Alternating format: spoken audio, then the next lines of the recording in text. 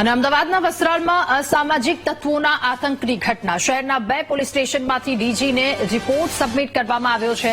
CID ક્રાઇમના SP Himanshu વર્માએ ડીજીને report સુપરત કર્યો। શરીર સંબંધી ત્રાસ રોકવા અભિયાન હેઠળ કામગીરીનો રિપોર્ટમાં ઉલ્લેખ કરાયો છે।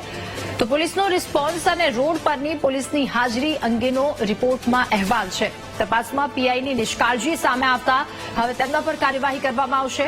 ઘટના પછી અમરાઈવાડી અને રામોલ પોલીસ વિસ્તારમાં તપાસ પણ કરવામાં આવી હતી। અને આજ મુદ્દે વધુ માહિતી મેળવીશું। સંવાદદાતા અનિતા આપણી સાથે ફોનલાઈન પર જોડાયા છે। અનિતા, અમદાવાદમાં વસ્ત્રાલની અસામાજિક તત્વોની આતંકની ઘટના રિપોર્ટ સોંપવામાં આવ્યો, શું અપડેટ?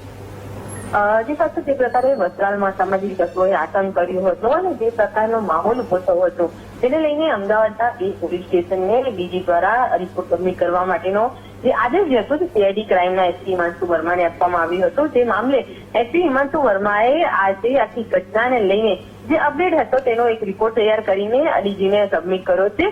ખાસ કરીને વસ્ત્રાલની જે ઘટના બની હતી તેમાં ડીજી દ્વારા જે શરૂ કરવામાં આવેલી જે યોજના જે હતી તેમાં મારામારી અને ત્રાસના કારણે જે લોકો પરેશાન છે અને જે જવાબદાર જે છે અસામાજિક તત્વો અને મુસ્લિમો તેને લઈને પોલીસ દ્વારા હાલ કેવા પ્રકારની કામગીરી હાથ ધરવામાં આવી રહી છે તેનો એક રિપોર્ટ સબમિટ કરવા માટેનો આદેશ આપવામાં આવ્યો હતો। ખાસ કરીને ઘટના બાદ પોલીસનો જે રિસ્પોન્સ અને જે પોલીસની જે હાજરીને લઈને આખો રિપોર્ટ તૈયાર કરવામાં આવ્યો હતો અને રિપોર્ટ જે છે હાલ ડીજીપી ને સોંપવામાં આવ્યો છે।